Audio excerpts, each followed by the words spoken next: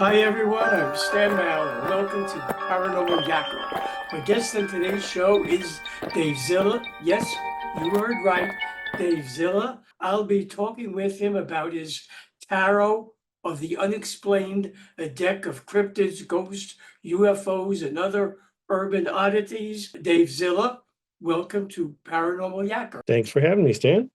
I'm fairly certain, Davezilla, I would be correct if I said that Davezilla was not the name you were given when you were baptized. And be assured, I'm not going to ask you what it was.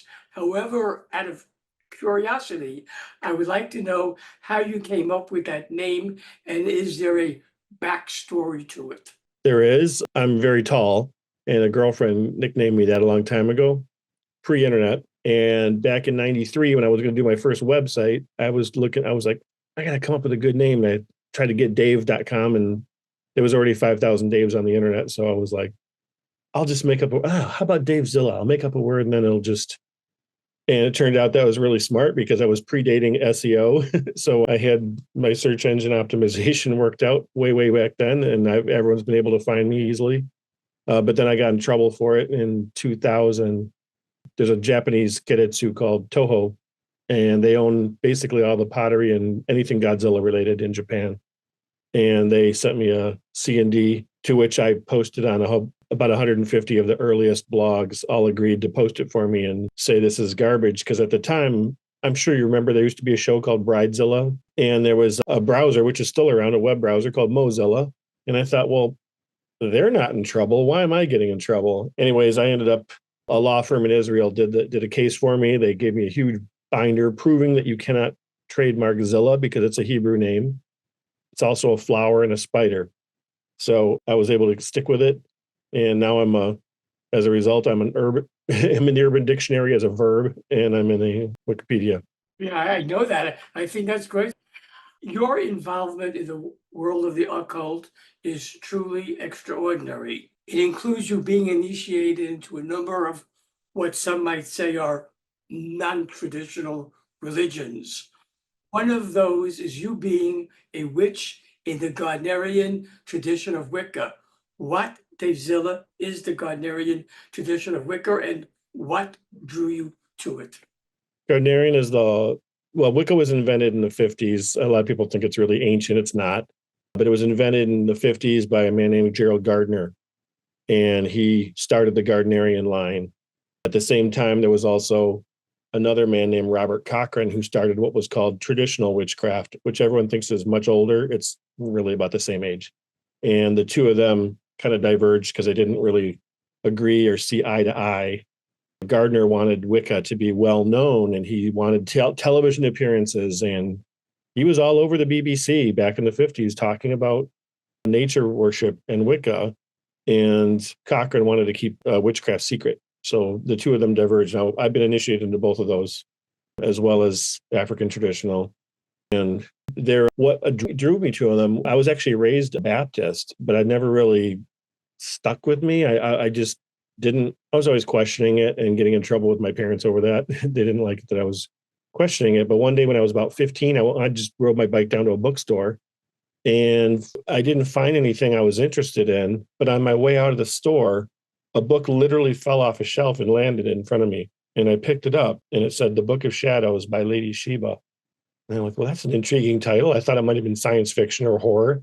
I read it, look on the back, and I'm like, there's a whole religion of witchcraft?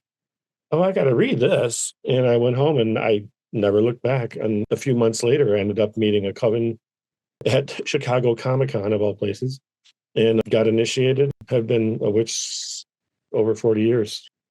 You, Davezilla, are also a practitioner of Discordianism, a religion which believes chaos is as important as order. What are the reasons for that? Why is chaos considered to be as important as order? It's more that you use chaos to create order. And Discordianism is kind of like almost like a joke practice. It's almost like a parody of itself. The whole idea came up as a joke back in the 60s by a couple of guys who wrote this book called The Principia Discordia. And it's really funny. They just have some very wacky, kind of typical 60s kind of humor, a lot of like collage art and things like that. And it's very, very funny, but there are real things. It's all based on the goddess Eris, the Greek goddess of confusion. In Rome, she was called Discordia, hence Discordianism. They loved her story that she was invited, she was always snubbed from parties with the other Olympians because she was chaos, she was trouble. And so one day, just to get back at everybody, there was a big party going on, and she took a golden apple and she wrote Callisti. In Greek, that means to the prettiest one. And she rolled it in the hallway in front of all the goddesses. So they all got in a big fight and beat each other up to find out who it was actually for. And she sat back and started laughing. And that's typical of her type of her humor and that type of goddess. But that's what the whole religion's based around worship of her and pranks and just having fun with life more than it's not as dark or I shouldn't say dark, but it's not as heavy as like ceremonial magic or other forms of chaos magic that get into, building egregores and servitors, contacting angels and things. It's much lighter and more fun. It's definitely more about having fun with magic and having fun with your life.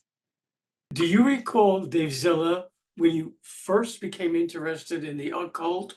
What branch of the occult was it, and what sparked that interest? It was Wicca, for sure. And again, it was that book. But also, I mean, I grew up in a time in the 60s, so back in the 70s. There was a whole bunch of shows that I was watching when I was growing up, like Dark Shadows and Kolchak the Night Stalker and In Search with Leonard Nimoy and all those type of shows. And I lived in Connecticut. We didn't live too far away from the mansion where Dark Shadows was filmed. So that kind of stuff all stuck with me. And I just was really into monsters. And even though that's not really part of it, I've noticed a lot of people in the occult seem to have had that kind of interest at the beginning of being interested in things that are kind of on the spookier side. And that definitely fed into me wanting to see anything unexplained. I think I was probably interested in the unexplained and UFOs at a younger age than I was in the occult, because having actually those TV shows all the time, it seemed like every day someone was talking about the Bermuda Triangle sucking another plane down. It was a funny time. That was my upbringing. And then when I was a young kid, I was sick one night. My dad and I were watching television and we saw something whip past the window.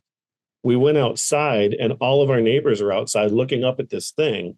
And it was a huge disc. It had lights going all the way around it that just kept going in a pattern and made a very loud engine sound that was kind of like a grinding circular kind of sound, almost like a flanger, where it was like, row, row, row. And we were watching it. And a couple of my neighbors, one called the police and one called the Air Force to report it. And then we didn't hear it went away after a few minutes. We never heard what it was until someone got a call and said, yeah, the Air Force called back. They said it was an advertising plane and that was a message spinning around the bottom. I grew up in advertising. My father was an advertising executive, and he said, there's no such thing as an advertising plane. We don't have planes that hover in place. I know Harrier jump jets were available at the time, but if there was one of those over our head, we would have been blasted with exhaust, and that wouldn't be an ideal thing to bring into a neighborhood. And this thing wasn't very far above the ground, maybe 30 feet. So we're still wondering what that was. It was definitely a weird explanation to give people. And I've tried Googling it so many times. I've never seen advertising plane come up. Tarot cards are one of the oldest forms of divination. Some say they date back to the 14th century. Others say ancient Egypt. But whatever their history, they are popular, and thousands of tarot decks, all with diverse themes, have been printed. What, Davezilla, motivated you to create the Tarot of the Unexplained? There wasn't anything like it, and I really wanted one. I've seen a couple decks about extraterrestrials. I've seen a couple decks about ancestor worship, but not really ghosts. I have not seen one that covers things like Charles Fort's work of the just unusual occurrences. And I have not seen one about portals that people disappear into. And I certainly hadn't seen one about cryptids. I did notice, and I did my homework on this, I did see a couple people who made a few cards of like cryptids, but they didn't really make a deck. And it was more just artwork they were selling as prints. And I wanted something that brought all of that together. And to do that, I had to throw out the existing suits and start over with new ones, change the court cards, and change the entire major arcana. It was a long process between painting and research and all that. It was about 900 hours and then another 200 hours to write the book. So it does not resemble an existing one. But one of the things I was thinking about when I was creating it was I've talked to a lot of people who've had these experiences, and in particular, people who saw cryptids. A lot of them seemed really freaked out, and it gave them like a PTSD kind of experience. They just seemed very like, I do not want that again. And same with a lot of the people who saw UFO things. They just didn't want to talk about it, didn't want to deal with it. It's just they wanted to bury it in their head or just forget about it. But some of them were open about it, but they didn't seem to be, it was not an enjoyable experience. And I thought it would be nice if we had a deck where you could actually work that out. Because there are decks on things like shadow work of what are the things you're hiding inside that you want to get out. I wanted one about this sort of experience. What do you do when things get really weird? Well, weird times call for weird tools. So I made a weird tool, and that came out to be my deck. So I replaced the swords, which are the air element. I replaced those with ghosts. I replaced wands, which are fire, but with the knocking sticks that the Yetis, our Sasquatches, are said to use. Apparently, they communicate by hitting trees with sticks. And then I replaced pentacles, which are earth, or sometimes in some decks, they're called coins, with flying saucers. And then finally, cups, which are water, I replaced with portals, which are like these doorways. And then for the court guards, instead of having page, knight, king, and queen, I made fans. So people who are just really into this, and it's like, I'm really into ghosts, or I'm really into cryptids or whatever. And then knights, I turned into hunters. So this would be people who actually go out and look for this stuff. They go into haunted houses, they go looking for cryptids. And then when you get to the higher level, which would be a queen, I made them into advocates, someone who's to the point where they're writing books about it. They are on television, like an Avi Loeb, someone like that, or Jeff Meldrum, people who are always talking about it in the press. And then finally, I wanted to have a foil to that. So kings became skeptics, the people who are just anti this. One of the cards I really wanted to put in there was for a skeptic. I wanted to have James Randi, the magician, but I couldn't get permission to use his likeness, so I had to change that. But he was a great example of someone who went out of his way to be a skeptic and chase people down, especially Uri Geller. He just made it his life's mission to destroy Uri Geller. So that's how my deck differs quite a bit from your standard Rider-Waite sort of deck. When it comes to reading tarot cards, a variety of layouts or spreads are used. What types of layouts they are used for doing a reading with the tarot of the unexplained? You can use your standard ones. I like the typical 3-card spread where you do like past, present, future, or the Celtic cross, which is the hardest one to read. It's a more involved one. I also made my own spreads, though, to your point, and I made one that's basically 8 cards, but you kind of put them in an oval, similar to either the portal or the flying saucer shape. There's a description of it on my website, how to use it. And there's also another one I did with a long branch, basically, that follows a timeline. And some of the cards themselves have timelines. If you actually laid them out 1 through king, you'd see a story going on across them. And a lot of the cards connect, and you'll see images crossing over into other images. Trees start on one card and finish on another. There's a portal card where one woman's reaching across, trying to stay out of a portal and pulling someone into another portal, and they're doing the same thing to her. So I put in Easter eggs like that, where it's the combination of the cards might change how you read it. You, Davezilla, have been reading tarot cards for about 40 years. When you do read them for yourself, what type of questions that you want answers to do you find yourself asking them? Because of my initiation in the African traditions, one of the things that they do is teach you how to work with your ancestors. So after a while, I got really good at when someone sits down for a reading, I can pretty quickly interact with whatever spirits are around them from their family. And I kind of just throw the cards down and ask them what they want to say, because a lot of times I can start hearing them talking to me. or I'll start seeing visuals, or I might smell something that they are trying to get a message across to me. And the cards are helpful, but sometimes I can ignore them and just use them as a tool to get to them, if that makes sense. Where it's like that opens it, but then they start yakking at me, and that's what I want, is hearing them talk. The 78 card Tarot of the Unexplained deck comes with a beautifully illustrated 96-page full color book that embraces diversity and weirdness. It is definitely a tarot deck befitting the times we are now living in. Should viewers of Paranormal Yak want to buy your tarot deck, how, Davezilla, can they do it?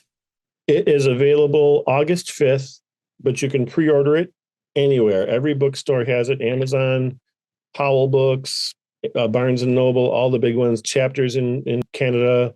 Everyone's got it right now available, but it'll be shipped to you officially on August 5th.